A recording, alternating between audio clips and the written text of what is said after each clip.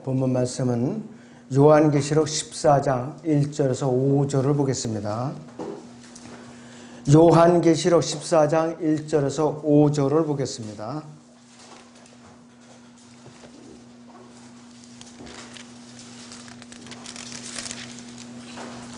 요한계시록 14장 1절에서 5절을 제가 보겠습니다.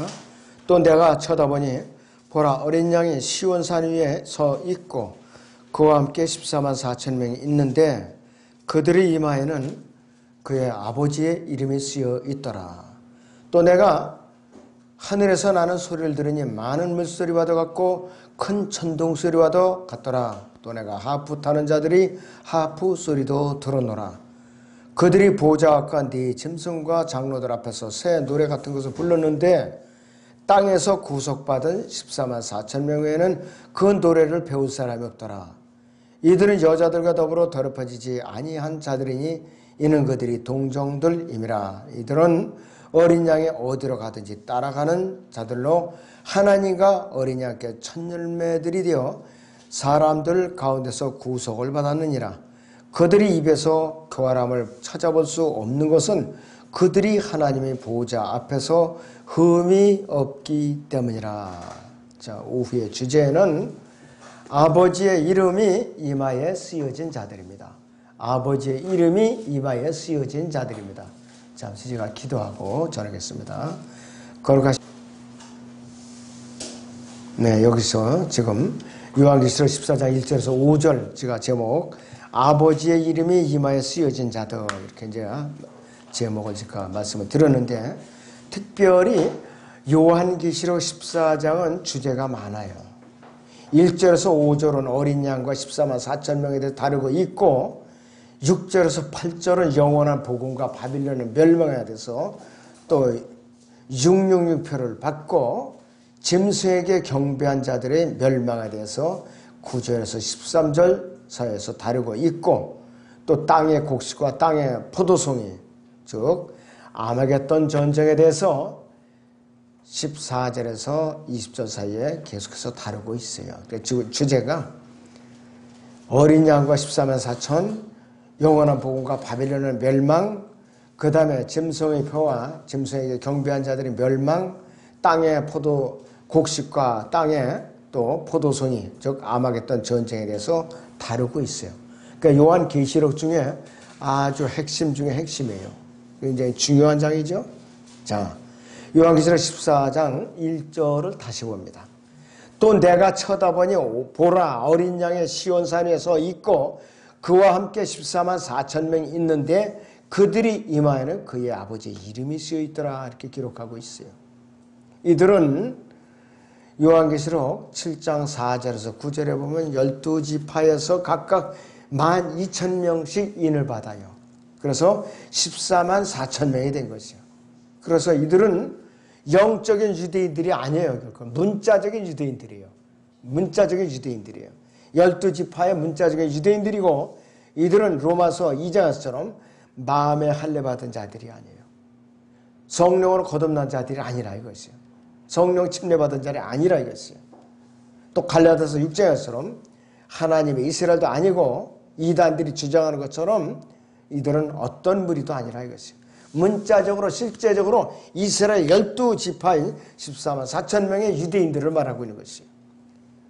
자, 그런데 이들이 이 7장에서 4절에서 9절 사이에 각 지파별로 12,000명에서 인을 받은 자들이 이 본문에 보니까 셋째 하늘에 올라가 있는 거예요. 유리바다 위에 올라가 있어요. 이들이 벌써. 요한계시록 7장 11절을 봅니다. 요한계시록 7장 11절을 보죠. 예, 거기 11절 보시면은 이렇게 말씀하고 있어요. 또 그 보좌와 장로들과 네 짐승 주위에 둘러선 모든 천사가 그 보좌 앞에 얼굴을 대고 엎드려 하나님께 경배드리며 이렇게 말씀하고 있어요. 그런데 본문 14장 3절에서 보면은 이렇게 말씀을 하고 있죠. 그들이 보좌 앞과 네 짐승과 장로들 앞에서 새 노래 같은 것을 불렀는데 땅에서 구속을 받은 14만 4천 명 외에는 그 노래를 배울 사람이 없더라. 셋째 하늘에 올라갔어야 배우죠. 올라갔어야. 땅에서는 배울 방법이 없어요. 그래서 이 현재의 장면이 땅 위가 아니라 셋째 하늘 유리바다 위를 말하는 것이에요. 바로. 그런데 이 앞으로 이루어질 일이에요. 앞으로 이 큰 무리가 셋째 하늘로 들림을 받게 될 14만 명의 환난 성도들을 말하는 것이에요. 아직 성취가 안 됐어요. 지금. 대환란 끝에쯤 들림받은 14만 4천 명을 말하는 것이에요. 요한계시록 4장 10절을 봅니다. 요한계시록 4장 10절을 보겠습니다. 24 장로가 보좌에 앉으신 분 앞에 엎드려 영원 무궁토로 살아계시는 분께 경배하며 그들이 면류관을 그 보좌 앞에 던지며 말씀드리기를 그랬어요. 여기서 그들의 면류관, 그들의 왕관들입니다. 크라운스죠. 예. 그래서 이 장면은 셋째 하늘이지 이 땅이 아니라 했어요. 그래서 사도 요한이 교리적으로 요한계시록 4장 1, 2절에서 셋째 하늘에 올라가서 보고 있는 장면이에요. 앞으로 있을 대환란을 미리 앞당겨갖고. 그러니까 사도 요한이 셋째 하늘에 올라가 있는 그 타이밍이 대환란의 그 타이밍이에요. 교회는 과거고 또 지상 왕국은 미래로 바라보고 있고 그 시점을 말하는 것이에요.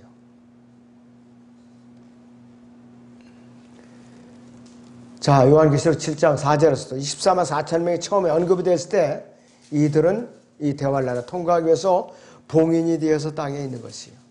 왜?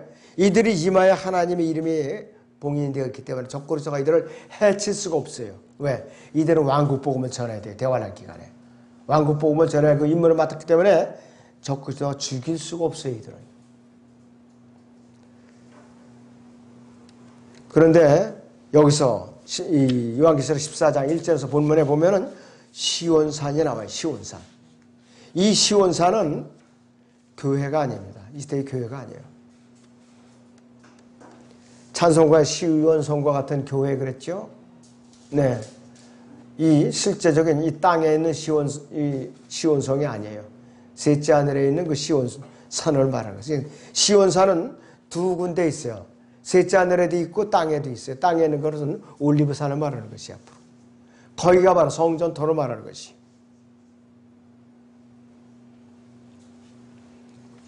그렇기 때문에 요한계시록 14장 1절의 시온산은 이 영어로 보면 더 마운튼 시온이라고 기록했는데 교회와 전혀 상관이 없어요.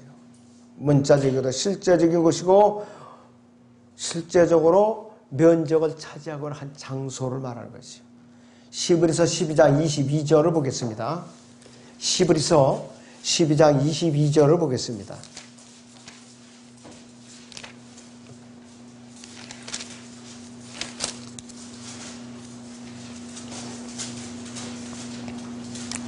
그러나 너희는 시온산과 살아계신 하나님의 도성에 하늘의 예루살렘과 무수한 천사들과 하늘에 기록된 대로 첫째로 난 자의 총회와 교회 모든 것의 심판자이신 하나님과 온전하게 된 의인들의 영들과 새 언약의 중보자이신 예수와 아벨의 피보다 더욱 좋은 것을 말하는 뿌리는 피에 이르느니라 이렇게 말을 하고 있어요. 우리의 머리 위에 북쪽 하늘에 있는 하늘의 도성을 말하는 것이에요. 땅에 있는 것이 아니에요. 땅 위에 있는 장소와 전혀 관계가 없어요. 이 시온성에 우리는 어떻게 생겼는지 우리는 눈으로 볼 수가 없는데 휘황찬란하고 의리어리기 짝이 없는 그 도성이에요. 여기는 이 시온 도성은 예루살렘 도성이에요. 땅에서처럼 길이 진창이거나 먼지가 나거나 이런 게 아니에요. 전부 그 보석으로 다 장식된 그 도성이라 이거지. 우주 위에 있는 도성에, 그러니까 위로 바다 위에 있으니까 우주, 첫째, 셋째 하늘, 우주 위에 있는 도성을 말하는 것이에요. 사탄은 처음부터 이 산 꼭대기 위에, 시온산 꼭대기 위에서 하나님의 보호자를 덮는 5번째 그룹이었었어요. 5번째 그룹. 그래서 이 사탄은 하나님의 보호자를 탐낸 거예요. 내가 이 보호자에 앉아야지 하고. 에스겔 28장 14절을 보세요. 에스겔 28장 14절을 보세요.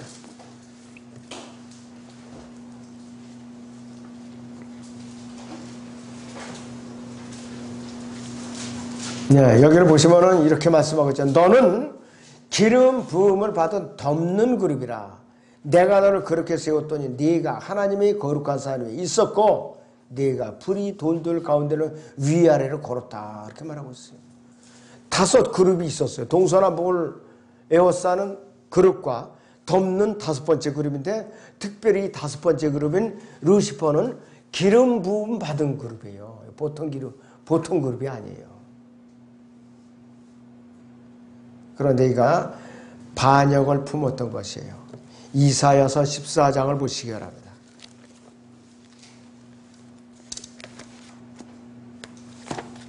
이사야 14장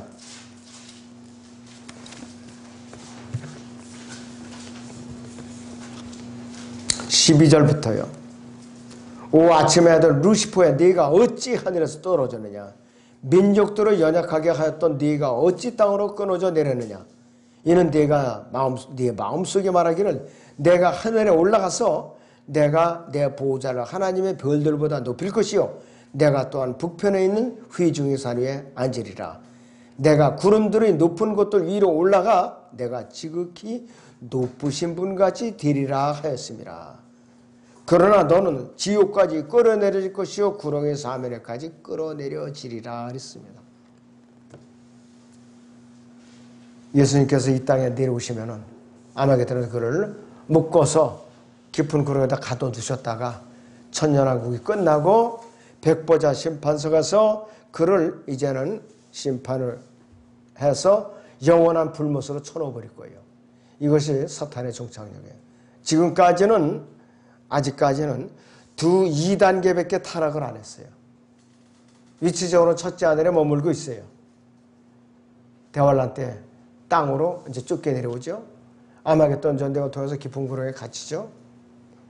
마지막 5번째 단계가 불못으로 던져지는 심판이에요. 그래서 지금도 우리 원수 마귀는 성도들을 고소하는데 부지런해야죠. 시공간을 초월하면서 하나님 면제를 왔다 갔다 알짱거리면서 성도들을 고소한다 이거예요. 그래서 마귀라고 불리는 거예요. 고소자로 됐기 때문에. 예수님께서 그러니까 중보자로서 변호인으로서 하나님 보좌 오른편에서 우리를 위해서 변호하시는 거예요. 마귀가 고소할 때마다 우리가 죄를 지었을 때에 너 잘됐다. 너 이러면 재미없어. 너 하나님께 내가 고소해. 그러면 성도들은 그때 빨리 잘못을 자백하고 하나님께 용서를 구해줘.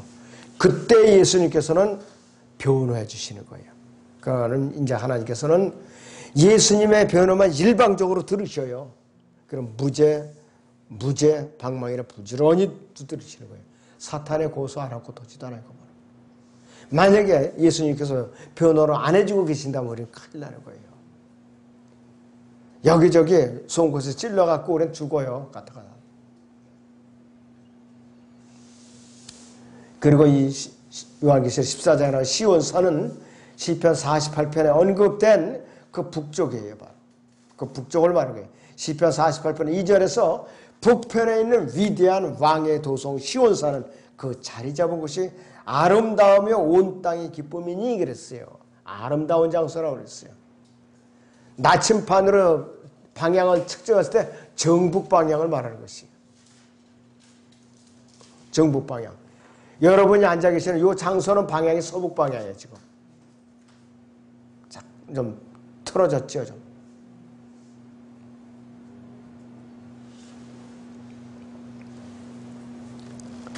요한계시록 14장 1절을 다시 봅니다. 14장 1절에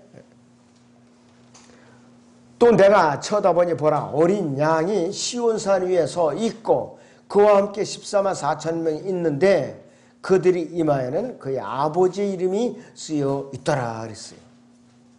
예수님께서 어린 양으로 묘사되어 있죠. 어린 양이신 예수 그리스도께서는 영어 킹제임 성경에는 레임 해갖고 엘리 대문자로 되어 있어요. 그리고 그의 아버지 할 때 father도 대문자로 되어 있어요. F가. 요한계시록 보면 14장 2절을 다시 봅니다. 14장 2절을 보세요, 여러분들. 또 내가 하늘에서 나는 소리를 들으니 많은 물소리와도 같고 큰 천둥소리와도 같더라. 또 내가 하프 타는 자들의 하프 소리도 들어노라 그랬습니다. 악기로 어린 양이신 예수 그리스도를 찬양하는데 하프가 주어졌어요. 하프가. 자, 근데 이들이요, 요한계시록 15장 보죠. 2절, 3절을 보세요.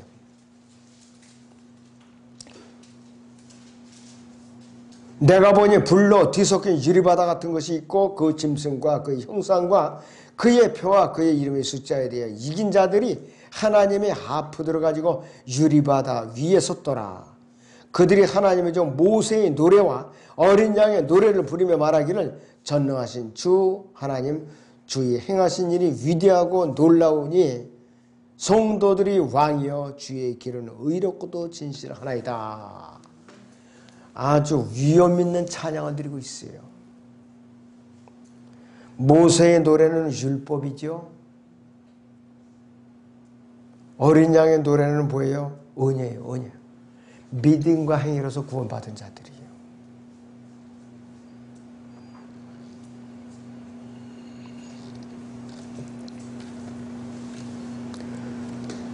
그래서 24만 4천 명 외에는 이 노래를 배울 사람들이 없어요. 자격이 없다 이것이.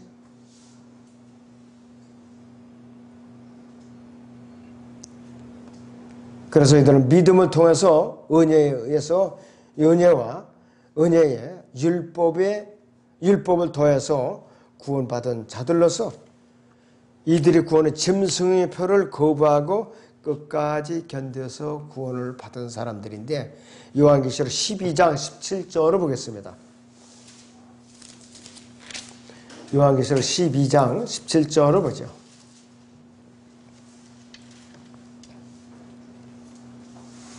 그러자 그 용이 여인에게 분노하여 여인의 씨 가운데 남은 자들 즉 하나님의 계명들을 지키며 예수 그리스도의 증거를 가진 자들과 싸우려고 나가더라 그랬어요. 저 그리스도가 이들과 대적하려고 나가서 대적을 하려고 나갔던 거예요. 13절을 보면 내가 바닷가 모래 위에 서서 보니 한 짐승이 바다에서 올라오는데 7머리가 10뿔을 가졌더라. 그 뿔들에는 10개의 왕관이 있고 그 머리에는 하나님을 모독하는 이름이 있더라.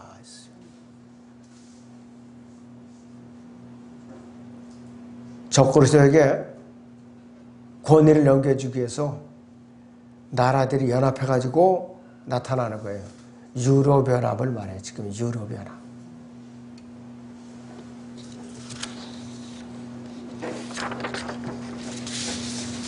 그래서 이 사탄은요, 이들을 미워할 수밖에 없어요. 미워할 수밖에 없다.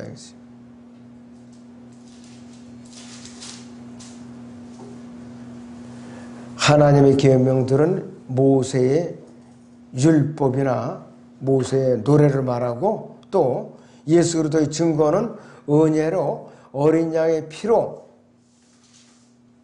구원을 받는 신약의 구원. 그러니까 믿음과 행위, 율법과 신약의 은혜가 결합된 행위를 받는 자들이라 이것이. 이것이요 야고보서에도 똑같아요. 야고보서 1장 1절을 보세요. 야고보서 1장 1절.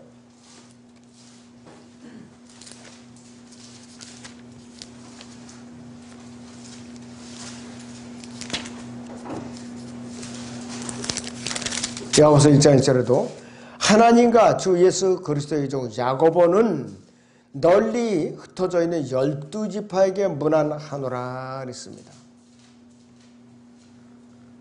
야고보도 대환란을 겪는 유대인들을 향한 메시지예요. 이 교회 시대 은혜의 메시지가 아니에요. 야고보서가 AD 30년에서 40년 사이에 기록된 것이에요.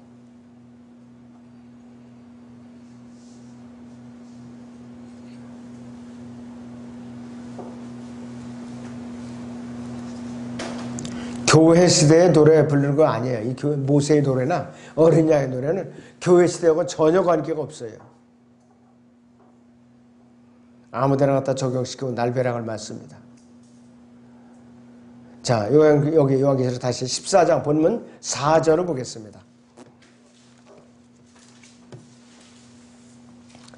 이들은 여자들과 더불어 더럽혀지지 아니한 자들이니 이는 그들이 동정들임이라. 이들은 저 어린 양이 어디로 가든지 따라가는 자들로 하나님과 어린 양께 천열매들이 되어 사람들 가운데서 구속을 받았느니라 그랬어요. 여자와 몸을 더럽히지 않은 남자들이 이제 동정들이라고 불러요. 동정들이라고 불리는데 이것이 영어 킹제임스 성경 의미로 말하면 그냥 처녀들이라고 그래야 돼요. 처녀들. 그러면은 왜 그런가? 그 근거가 어디 나와 있는가 이것이요. 고린도후서 11장 12절에서는 우리 이 그리스도의 신부를 순결한 처녀라고 그래서 순결한 처녀. 그래서 이 영어로는 chaste virgin이라고 그렇게 나오고 있어요.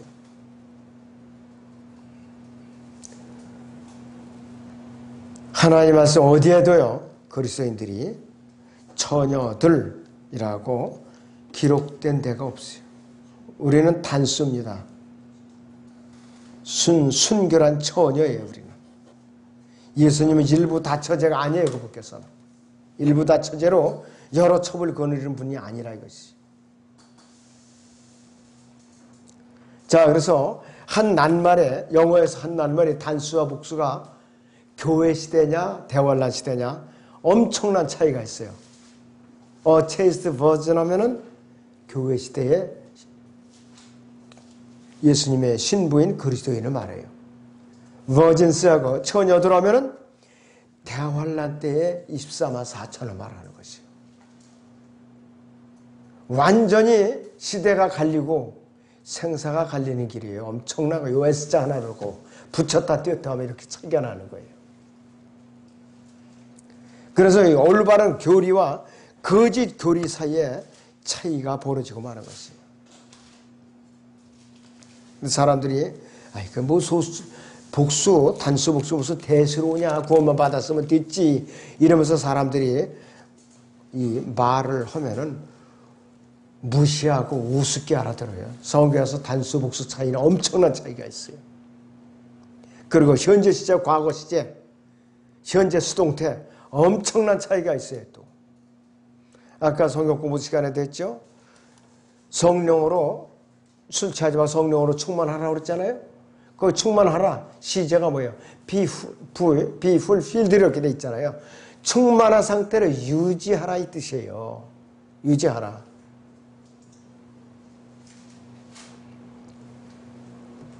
마태복음 25장 1절을 봅니다. 마태복음 25장 1절.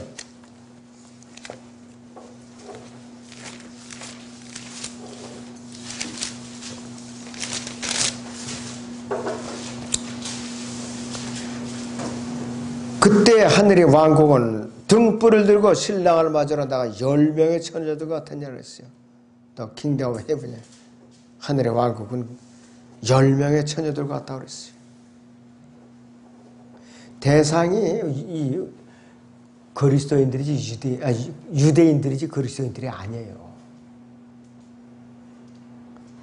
여기서도 처녀들이 복수로 이렇게 돼 있어요. 버진스 해가지고. 이들은 신랑에서 예수님께서 오실 때에 그분과 혼인하기 위해서 나가는 것이 아니에요. 이들은. 마태복음 25장 6절 보죠. 6절. 자, 뭐라고 말씀하시는가? 한밤중에 소리가 나기를 보라. 신랑이 오니 나가서 맞으라 하더라.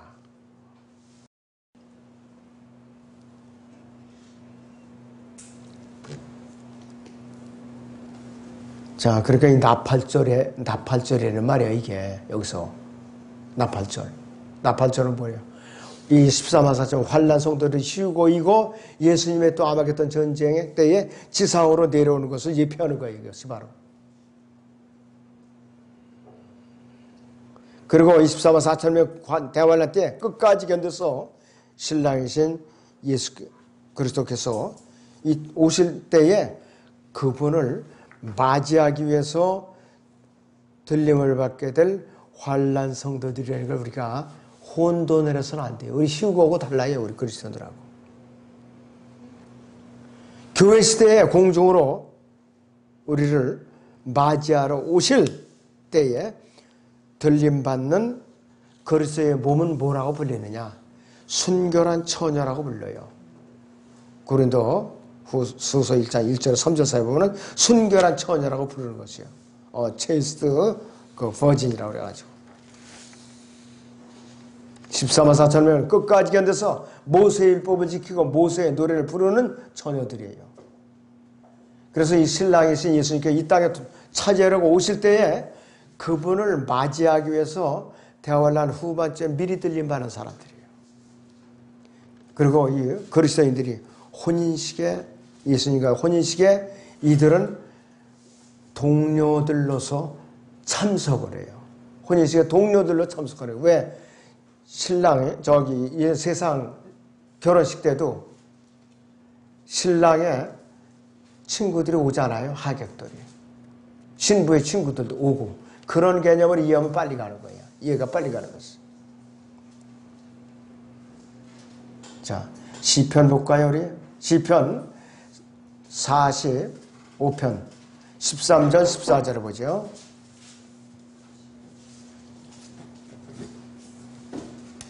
시편 45편 13절 14절을 봅니다.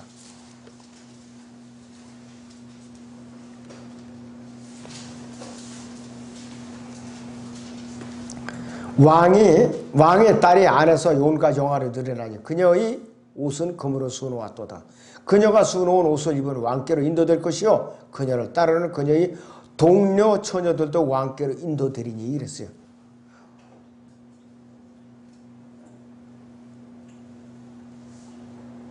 동료 처녀들이 누구냐 이것이에요. 신부의 순결한 처녀의 동무들인데 결코 그리스도의 신부 안에 있지 않은 자들이고 거듭나지도 않았고 이들은 짐승의 표를 받지 않고 끝까지 견디고 모세의 율법 행위로 구원을 받은 처녀들로서 예비된 자들이에요. 대환란이 끝나기 한 4, 5개월 전에 이들은 들림 받을 거예요. 욥기 38장에는 하나님께서 얼굴을 숨기셨다가 38장에서 이제 욥과 다시 대면하기 시작해요. 욥과. 그래서 욥기 38장, 39장, 40장, 41장, 42장 한 4, 5개월 정도. 그렇지 않으면 만약에 대환란 후 3년 만에 완전히 40개를 꽉 채우면 살아남을 사가 아무도 없어요. 아무도 없어요. 마태복음 24장 13절 보죠.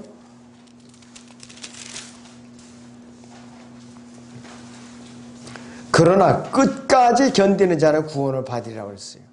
끝까지 견디는 자는 구원을 받으리라. 19절부터 보면은 그날들에는 아이를 뵌 자들과 젊어기는 자들이 화 있으리라. 너희는 피난하는 일이 겨울에나 안식일에 일어나지 않도록 기도하라고 했어요. 유대인들은 고지식해서 안식일에는 전쟁이 나도 무릎을 꿇어야 돼. 안식일에는. 그리고 겨울에 피난 가려면 아주 난감해요. 너무나도 춥고 그래가지고.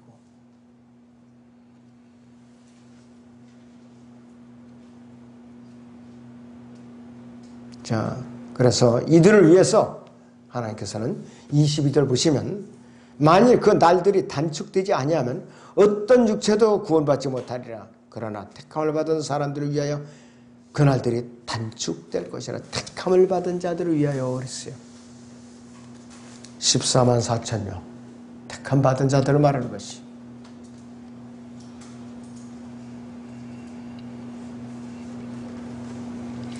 요한계시록 다시 본문 14장 5절을 보겠습니다. 그들이 입에서 교활함을 찾아볼 수 없는 것은 그들이 하나님의 보호자 앞에서 흠이 없기 때문이라.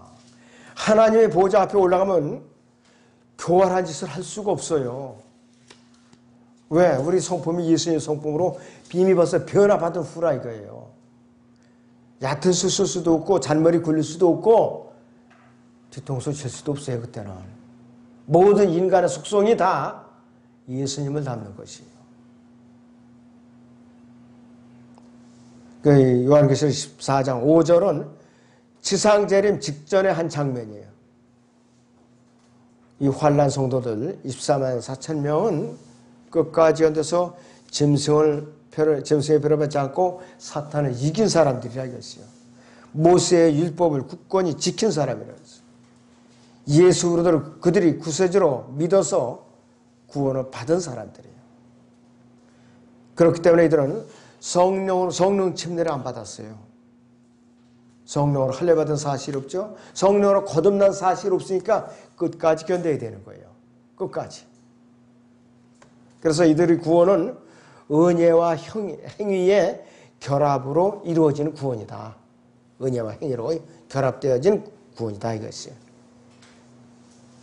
이들은 그래서 대환란 끝에 들림을 받아서 신랑에서 예수님을 이제 만났는데 과연 지금 우리가 이들처럼 행위가 깨끗하다면 도덕적으로 아주 하나님께 칭찬하실 거예요. 우리는 도덕적으로 불결해요. 해이하고 흐리멍텅하고 그래. 이 사람들은 아주 철저한 사람들이에요.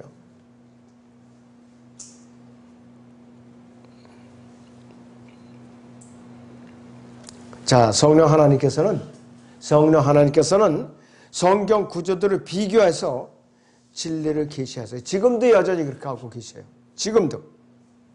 우리가 이야기를 바라는 것에 대해서 그분의 최종적이고 완전한 이 말씀을 우리가 발견할 때까지 성령님께서는 성경의 구조를 비교함으로써 우리에게 들림받는 그 순간까지 향상된 계시를 계속 주셔요. 단 사모하고 간구하는 사람들에게만 주셔요. 성경을 그냥 덮어주는 사람들한테는 향상된 계시하고는 전혀 무관해요. 전혀 무관해요. 말씀을 사모하고 간구하고 또 우리가 그분의 제 이름을 사모하는 사람들, 이런 사람들에게만 향상된 계시를 계속해서 점진적으로 주셔요. 그 성경은 따로 박사가 없어요. 갈급한 사람들만 주셔요. 네, 마치겠습니다.